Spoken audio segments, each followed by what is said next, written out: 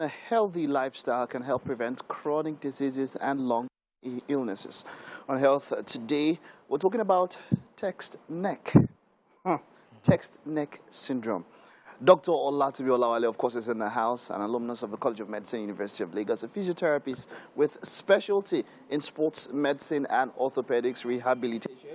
And Mazino, by the way, at this moment, while we are talking about this, even after the arthritis discussion, he's texting with his head bent down. We have to address this issue. He just got a new phone, very expensive phone, by the way. Saving money. You see, even myself, I'm actually guilty of this. Actually, it's very simple. Your phone is too expensive. If you release the level, the volume of your phone, it reduces. You have plenty of features. That's what's causing this thing. Probably.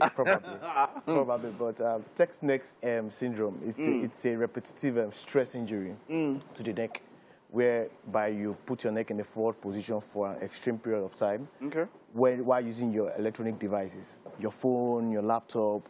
So when your neck is in an extended position for a very long time, repetitively, it gives you this stress neck syndrome.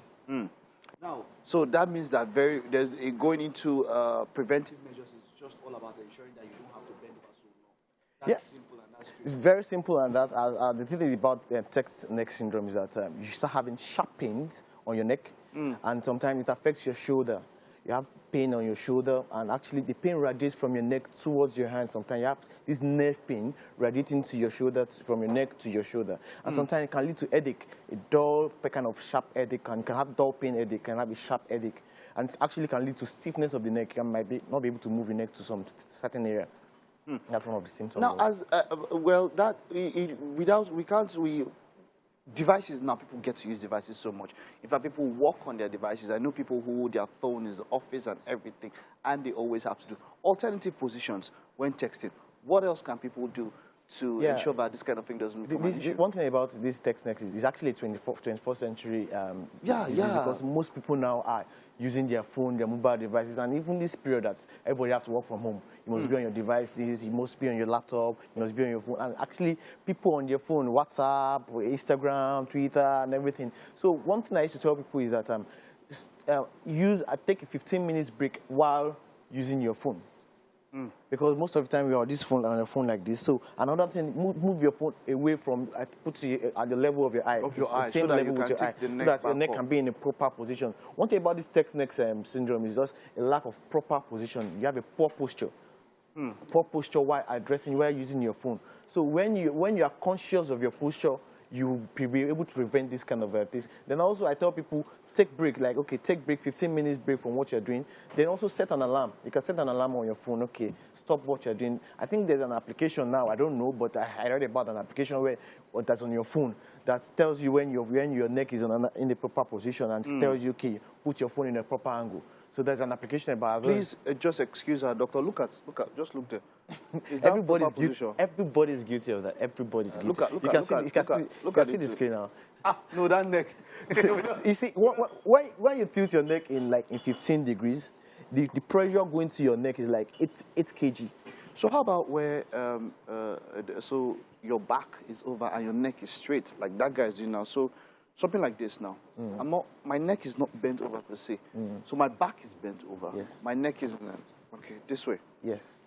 And I'm walking like this. I might not have to, have that kind of stress on my neck. You will if my back is straight up.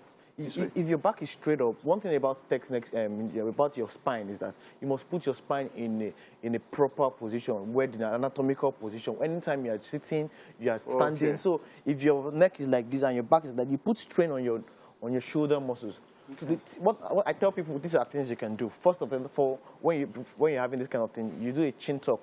Your chin, you put it in like this, and hold it for 10 seconds, 1, 2, 3, 4, 5, 6, then relax. Do that for 20 times. Then also you can do, we call something like shoulder retraction.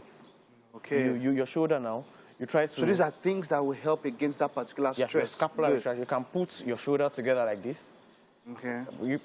I see you are bringing your scapula, that's your scapula together okay. Then hold for 10 seconds and relax. Then you move your neck in every direction. Move to the left, to the right, rotate, then you stretch. You stretch. So So each time you are doing that, you break on that cycle of stress.